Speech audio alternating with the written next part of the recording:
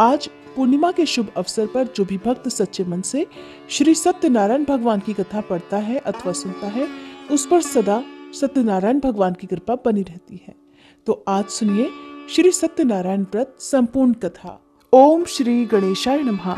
श्री सत्यनारायण व्रत कथा प्रारंभ। पहला अध्याय।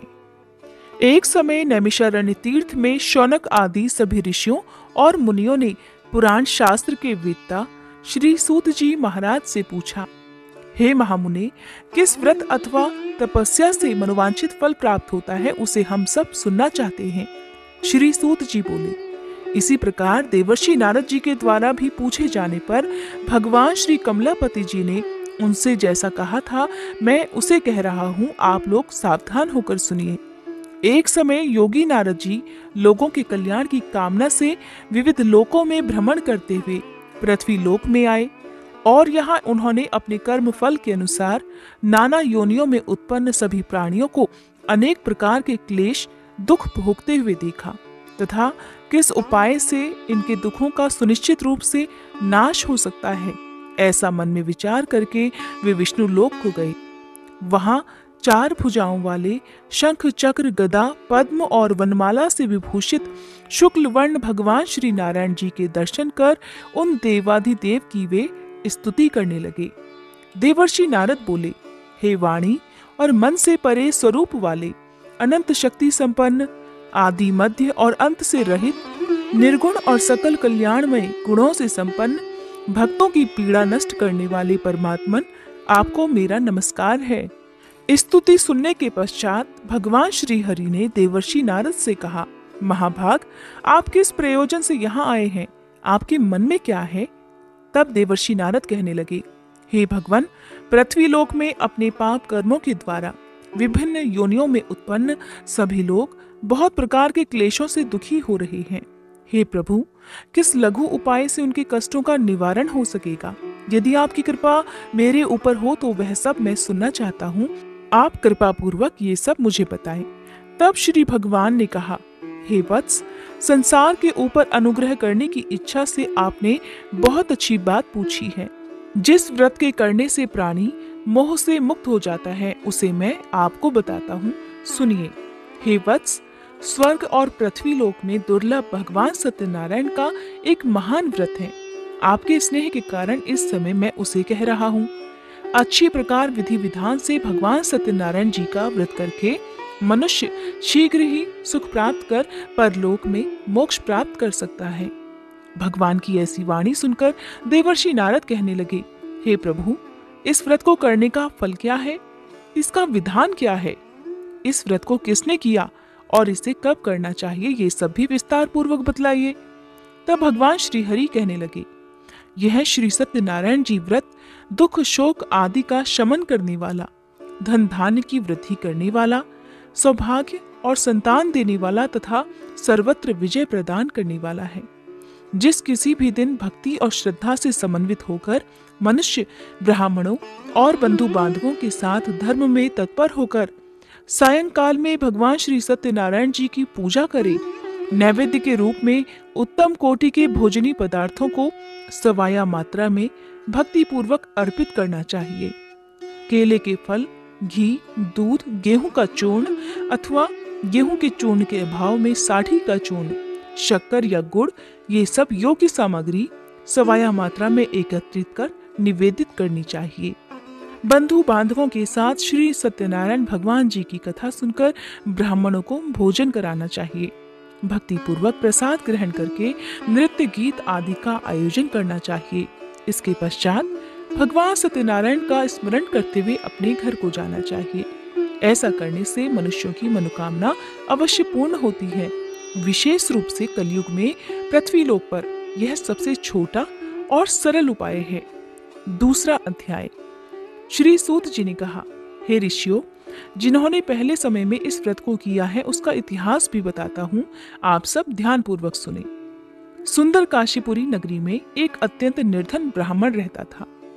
वह ब्राह्मण भूख और प्यास से बेचैन होकर पृथ्वी पर घूमता रहता था।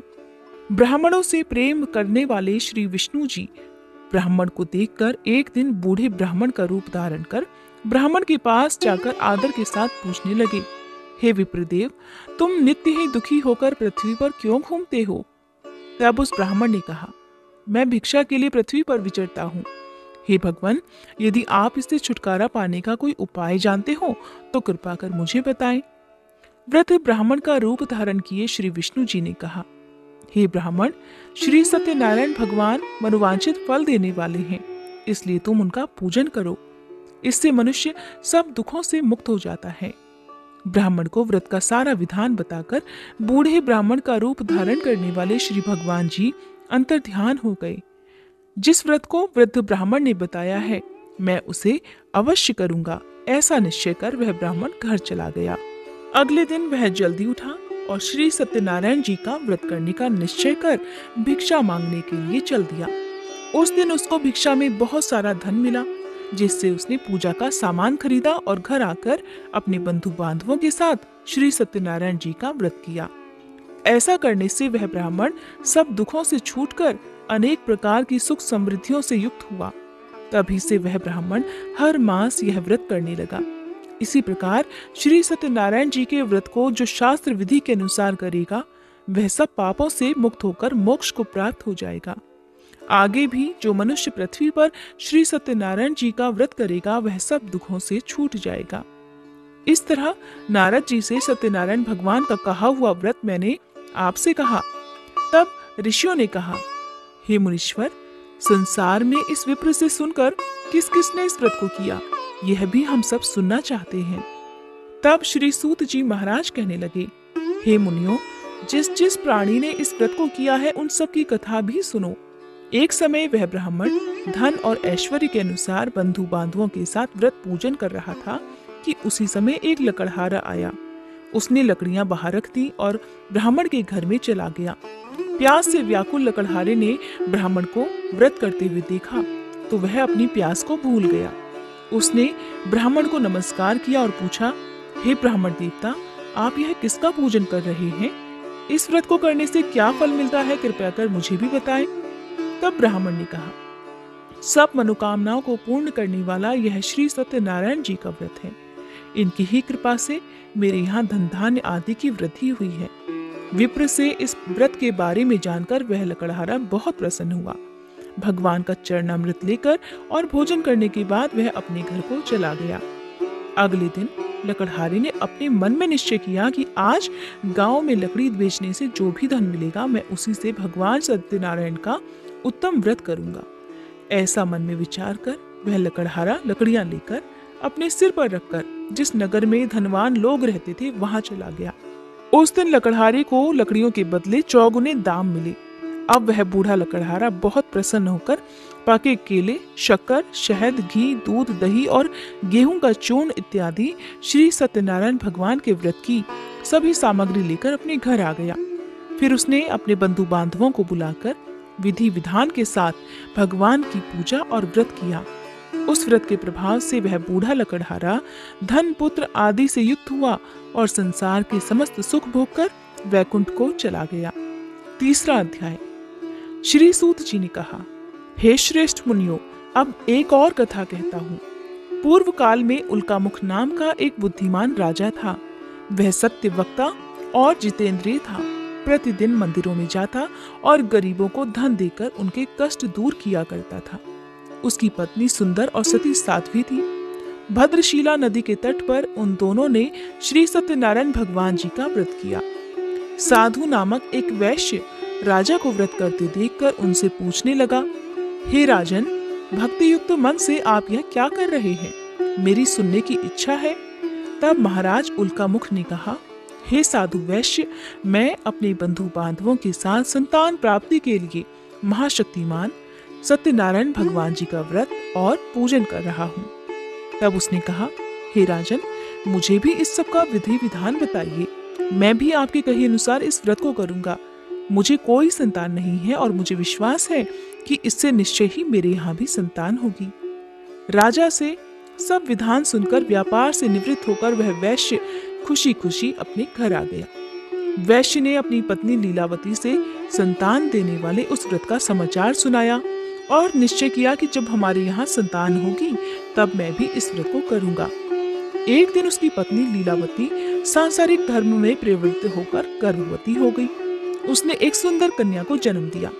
कन्या का नाम कलावती रखा गया। इसके बाद लीलावती ने अपने पति को याद दिलाया कि आपने जो भगवान का व्रत करने का संकल्प लिया था, अब आप उसे पूरा कीजिए। साधु वैश्य ने कहा, हे प्रिय, मैं कन्या के विवाह पर इस व्रत को अवश्य करूंगा। इस प्रकार अपनी पत्नी को आश्वासन देकर वह व्यापार करने चला गया। काफी दिनों के बाद वह लौटा तो उसने नगर में सखियों के साथ अपनी पुत्री को खेलते देखा।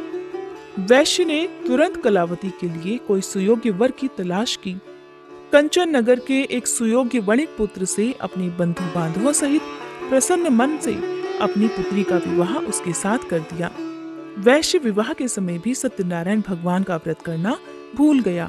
इस पर श्री सत्यनारायण भगवान की लीला हुई। अपने कार्य में कुशल साधु नामक वैश्य अपने जमाता सहित नाव को लेकर व्यापार करने के लिए समुद्र के समीप स्थित रत्नसारपुर नगर में गया। दोनों ससुर और जमाई राजा चंद्रकेतु के नगर में व्यापार करने लगे। एक दिन भगवान सत्यनारायण की माया से प्रेरित एक चोर राजा का धन चुराकर भागा जा रहा था। राजा के दूतों को अपने पीछे आते देखकर चोरों ने घबराकर राजा के धन को उनकी नाव में रखा और भाग गए, जहां ससुर और जमाई थे। राजा के दूतों ने जब धन को उनकी नाव में रखा देखा तो पकड़कर राजा के पास जाकर कहने लगे, महाराज, हम ये दो चोर पकड़ कर लाए हैं, आप आज्ञा दीजिए। राजा ने कारागार में डालने की आज्ञा दे दी। इस प्रकार राजा की आज्ञा से उनको कठिन कारावास में डाल दिया गया तथा उनका सारा धन भी ले लिया गया।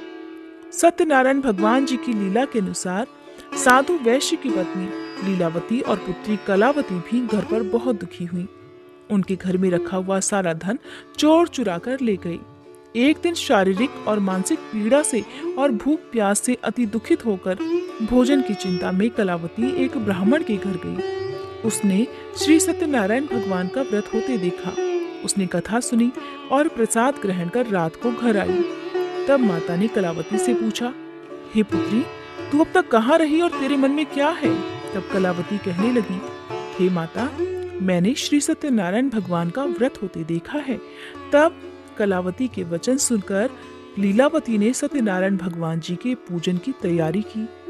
उसने परिवार और बंधु बांधवों सहित मिलकर श्री सत्यनारायण भगवान जी का पूजन और व्रत किया और मनोकामना मांगी कि मेरे पति और दामाद शीघ्र ही घर लौट आए। साथ ही उसने प्रार्थना भी की कि हे प्रभु, हम सबके अपराध क्षमा कीजिए। श्री सत्यनारायण भगवान जी इस व्रत से संतुष्ट हो गए।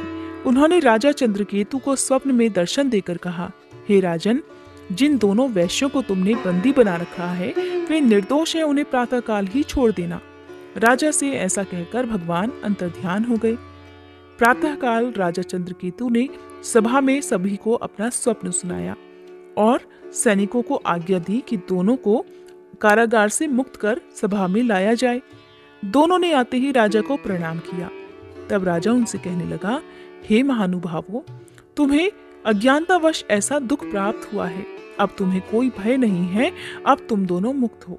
ऐसा कहकर राजा ने उन्हें नए नए वस्त्र आभूषण दिए और उनका जितना धन लिया था उसे दोगुना कर उन्हें आदर और सम्मान से विदा कर दिया। इस प्रकार दोनों वैश्य अपने घर को चल दिए। चौथा अध्याय। श्री सूत जी ने कहा, वैश्य और उसके जमाई ने मंगलाचार करके यात्रा आरंभ की और अपने नगर की ओर चल पड़े। थोड़ी ही दूर आगे बढ़े थे कि एक दंडी वेशधारी श्री भगवान जी उन्हें मिले और उनसे पूछने लगे, हे वैश्य, तेरी नाव में क्या है? अभिमानी वणिक हंसता हुआ कहने लगा, हे दंडी, आप क्यों पूछते हैं? क्या धन लेने की इच्छा है? मेरी नाव में तो बेल और पत्ते भरे हैं। वैश्य के कठोर वचन सुनकर दंडी रूप में भगवान ने कहा, तुम्हारा वचन सत्य हो। ऐसा कहकर वे वहां से कुछ दूर जाकर समुद्र के किनारे बैठ गए। दंडी महाराज के जाने के पश्चात वैश्य ने नित्य क्रिया से निवृत्त होने के बाद जब नाव को ऊंची उठी देखा तो बड़ी हैरानी हुई और नाव में बेलपत्ते आदि देखकर मूर्छित होकर जमीन पर गिर पड़ा। होश आने पर अत्यंत शोक प्रकट करने लगा।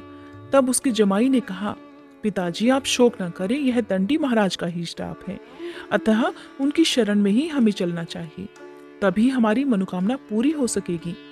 जमाई के वचन सुनकर दंडी महाराज के पास पहुंचा और भक्ति भाव से उन्हें प्रणाम करके कहने लगा, हे प्रभु, मैंने जो आपसे असत्य वचन कहे थे उनके लिए मुझे क्षमा कर दीजिए। ऐसा कहकर वैश्य रोने लगा। तब दंडी भगवान बोले, हे वणिक पुत्र, मेरी आज्ञा से ही तुझे बार बार दुख प्राप्त हुआ है, क्योंकि तू मेरी पूजा से विमुख हुआ है। तब उसने कहा, हे भगवान, आपकी माया से ब्रह्मादि देवता भी आपके रूप को नहीं जान पाते, तब मैं अज्ञानी भला कैसे जान सकता हूँ? आप प्रसन्न होइए, मैं अपनी सामर्थ्य के अनुसार आपकी पूजा करूंगा। कृपया मेरी रक्षा कीजिए और पहले के समान मेरी नौका को धन से भर दीजिए। उसके इस प्रकार भक्ति युक्त वचन सुनकर सत्यनारायण भगवान प्रसन्न हो गए और उसकी इच्छा अनुसार वरदान देकर अंतर्ध्यान हो गए। तब ससुर और जमाई दोनों ने नाव पर आकर देखा कि नाव तो धन से भरी हुई थी। फिर वह भगवान सत्यनारायण जी का पूजन कर अपने जमाई सहित अपने नगर की ओर चल पड़ा। जब वह अपने नगर के निकट पहुंचा, तब उसने एक दूत को अपने घर भेज दिया। दूत ने वैश्य के घर जाकर उसकी पत्नी को नमस्कार किया और कहने लगा, आपके पति अपने दामाद सहित इस नगर के समीप आ गए हैं। लीलावती और उसकी कन्या कलावती उस समय भगवान का पूजन कर रही थी। दूत का वचन सुनकर साधु की पत्नी ने बड़े हर्ष के साथ सत्यदेव का पूजन पूर्ण किया और अपनी पुत्री से कहने लगी, मैं अपने पति के दर्शन को जाती हूँ, तू भी पूजा समाप्त कर शीघ्र आ जाना।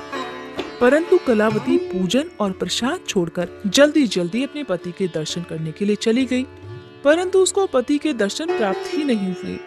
नौका को डूबा हुआ और कन्या को रोती हुई देखकर वैश्य दुखी होकर कहने लगा, हे प्रभु, मुझसे या मेरे परिवार से जो भूल हुई है उसे क्षमा कीजिए। इस प्रकार वह रोने लगा। उसके दीन वचन सुनकर सत्यनारायण भगवान फिर से प्रसन्न हो गए।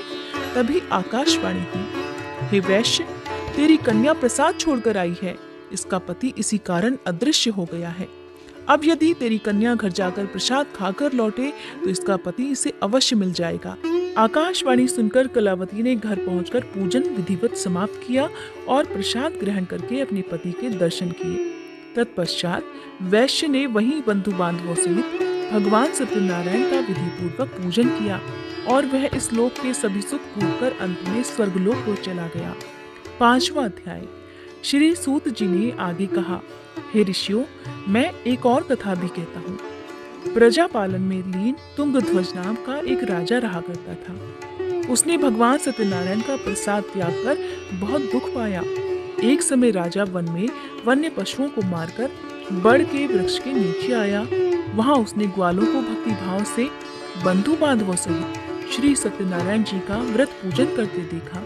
परंतु राजा ये सब देखकर भी अभिमानवश न तो वहां गया और न ही सत्यनारायण भगवान को प्रणाम किया।